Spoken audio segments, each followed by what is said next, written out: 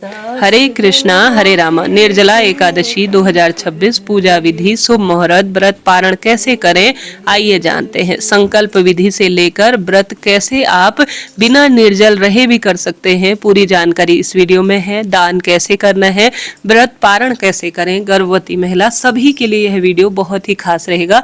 बस आपसे अनुरोध इतना सा है कि आप अंत तक बने रहें। जैसा कि आप जानते होंगे इस बार पुरुषोत्तम महीना है तो 26 एकादशियां हमें हैं, नहीं तो सामान्य तौर पर 24 एकादशियां होती हैं। अगर आप पूरे 24 एकादशी का फल प्राप्त करना चाहते हैं, किसी कारण से नहीं कर पाते हैं, तो मात्र इस निर्जला एकादशी का व्रत आप 25 जून 2026 दिन गुरुवार के दिन धारण कीजिएगा। नया पहला व्रत भी शुरू करना चाहते हैं तो बिल्कुल, पुरुषोत्तम माह समाप्त हो चुका है, आप नया व्रत शुरू कर सकते हैं। अब यह पूजा सुबह करना ज्यादा श्रेष्ठ होगा, क्योंकि हम सुबह ही पूजा का संकल्प लेंगे। सबसे पहले जिस स्थान पर भी आप बैठे उस स्थान को साफ स्वच्छ कर लीजिए।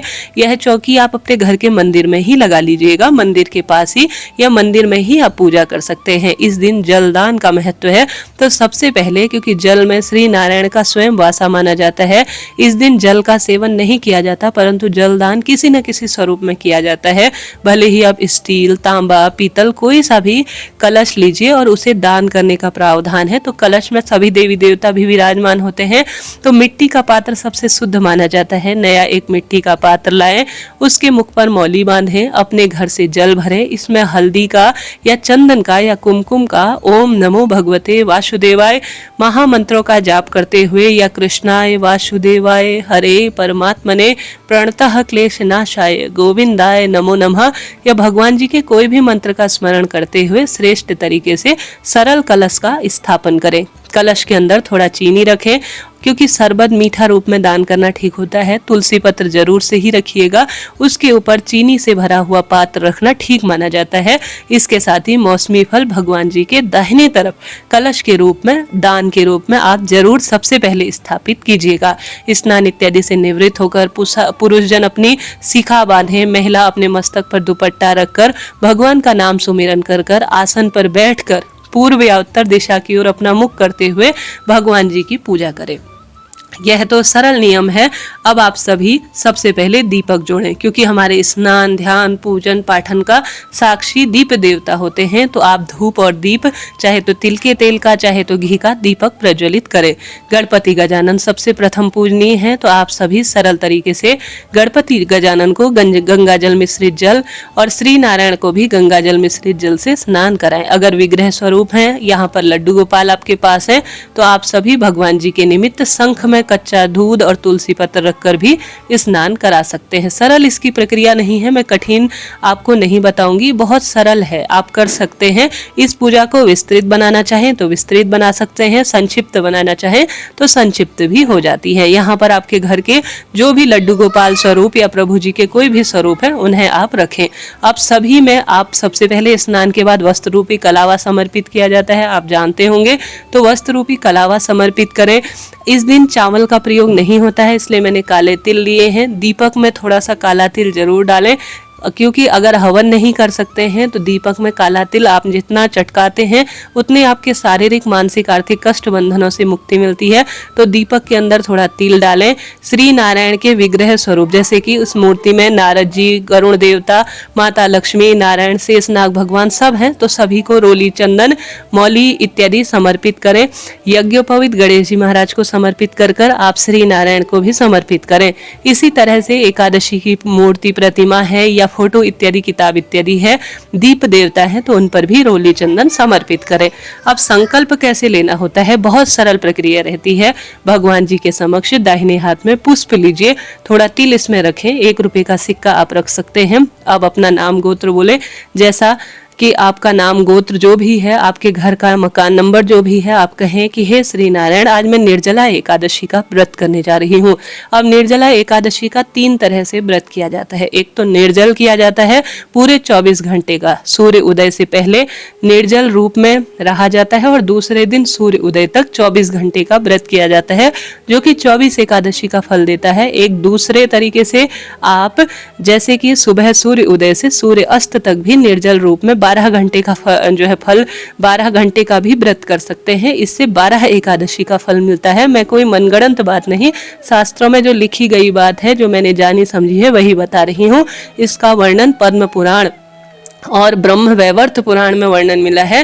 तो आप सूर्य उदय से सूर्य अस्त तक भी व्रत करते हैं तो यह 12 एकादशी का फल मिलता है। तो मैंने 2 तरीके आपको बता दे। अब तीसरा तरीका, जिनके शारीरिक मानसिक आर्थिक कोई कष्ट है, गर्भवती महिला है, तो वह फलाहार और जल पीकर भी इस व्रत को कर सकती है, कोई दिक्कत की बात नहीं है। तो आपकी शारीरिक मानसिक आर्थिक क्षमता शक्ति जैसी है उस स्वरूप में आप व्रत करें। यथाशक्ति तथा भक्ति हमारे शास्त्रों में कहा गया है, तो उस स्वरूप में आप व्रत कीजिएगा।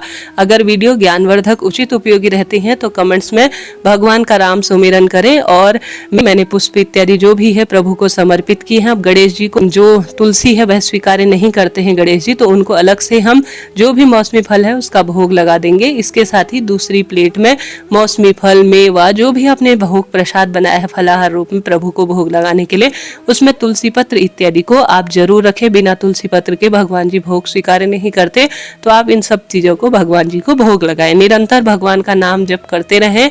और साथ के साथ मैंने यहाँ पर प्रभु जी की प्रसन्नता के लिए लौंग, इलायची, मुख सिद्धि के लिए कमल गट्टा उन्हें बहुत प्रिय है, माँ लक्ष्मी का स्वरूप है, हल्दी की गांठ भी अपनी तरफ से प्रभु जी के लिए समर्पित की है। जैसा है जिस स्वरूप में है आप भी करने का प्रयत्न करें। जितना कर सकते हैं उतना करें, नहीं हो पाता है तो यथाशक्ति तथा भक्ति अनुसार करें। बात भाव की है तो भगवान जी को इस तरह से आप प्रसन्न करने का प्रयत्न करें। सरल सी पूजा है, कोई कठिन पूजा नहीं है। ठीक है जी, तो यह बात हो गई। अब आप सभी को सरल तरीके से इस तरह से व्रत करना है और 3 तरह से यह व्रत किया जा सकता है।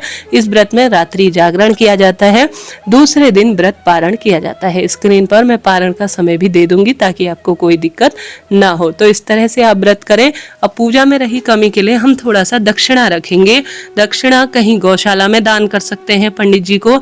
इस जल के कलश के साथ आप मौसमी फल के साथ, अन्न वस्त्र के साथ, पंखा इत्यादि के साथ, जो आपसे बन पड़े ना उन चीजों के साथ आप पंडित जी को इस दक्षिणा को दान कर दीजिएगा। साथ ही भगवान जी की मुख शुद्धि के लिए हमने सभी चीजें रखी हैं, तो जल भी जरूर से ही रखेंगे। बात आती है निर्जला एकादशी व्रत कथा की। हालांकि मैं अपने कथा कहानी वाले चैनल पर अपलोड करूंगी। इसी वीडियो के नीचे मेरा दूसरा चैनल का लिंक में मैं पिन कर दूंगी, तो आप निश्चित रूप से उसमें कथा सुन सकते हैं।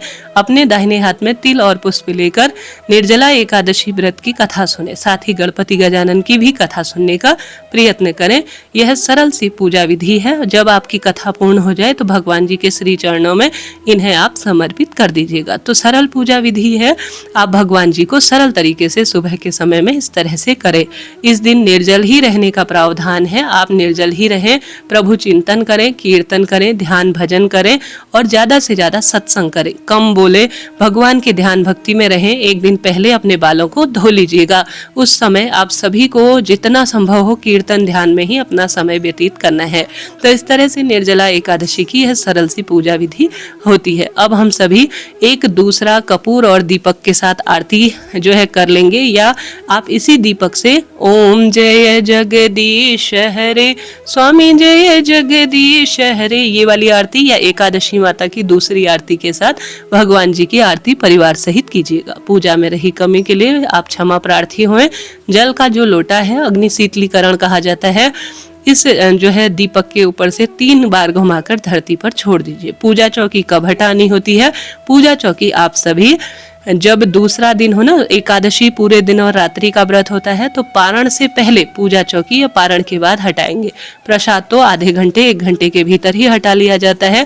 जल कलश एकादशी के दिन ही दान किया जाता है। दक्षिणा वगैरह भी आप एकादशी के दिन ही दान करें। अन्य चीजें आप द्वादशी के दिन पंडित जी को जब एक समय का भोजन देते हैं तो उसमें दान कर दीजिएगा। ठीक है जी, तो इस तरह से यह मैंने आपको बात बताई। वीडियो उपयोगी रही हो तो राधे राधे लिखे। कोई प्रश्न हो जो मैं भूल रही हूँ आपको बताना तो आप पूछ सकते हैं। आपका अपना चैनल है, चैनल को सब्सक्राइब करना ना भूले। राधे राधे जी।